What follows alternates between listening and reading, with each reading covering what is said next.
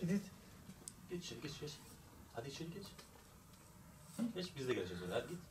Sen içeri. La Türkçe bak kamera yani.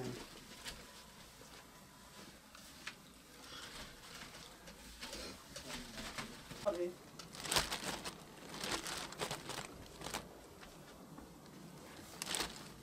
Gel. Yok. Niye? Yok.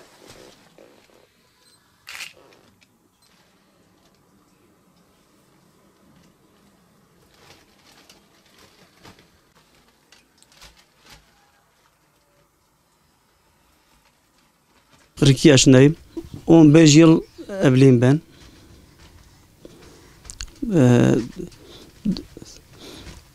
10 senedir ben buradayım. Ben burada yaşıyorum. Ev 2 odalı, 1 oda kullanıyoruz. Öbürleri çökmek üzere. Hep harabedir. Ev babamda kalmış. Kerpiçtir, topraklıdır. 2 tane ineğimiz var. Sütü satıyoruz, geçiniyoruz.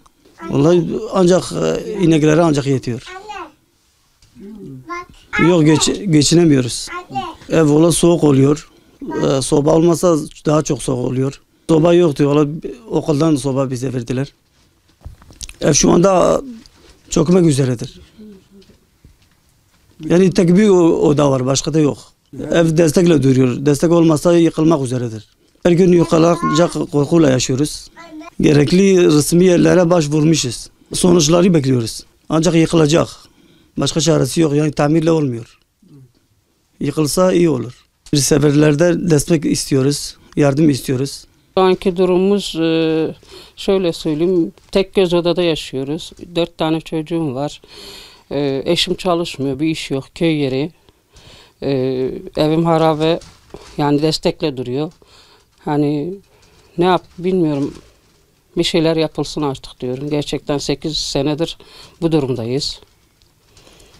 Artık Allah yardım etsin diyeyim. Allah aracılardan, şeylerden razı olsun, bir şekilde bir şeyler olsa iyi olur. Vallahi ısınma, bir göz odada ısınır. Öyle böyle camlar yok, şu yok, bu yok, ne bileyim. Elektrikli soba, kömürlü soba, öyle idare ediyoruz işte. Ama bir göz oda sonuçta, bir göz odaya yaşasan 6 nüfus bir göz odada yaşıyoruz. Yetkililerden bizi görsünler, duysunlar istiyorum. Derdimize bir çare. Yani her kış her çatılar damlıyor, destekle duruyor mutfak. Bir göz oda, diğer yerler hep yıkık. Yani yetkililerden sadece ilgi istiyorum. Yani sesimizi duysunlar artık diyorum.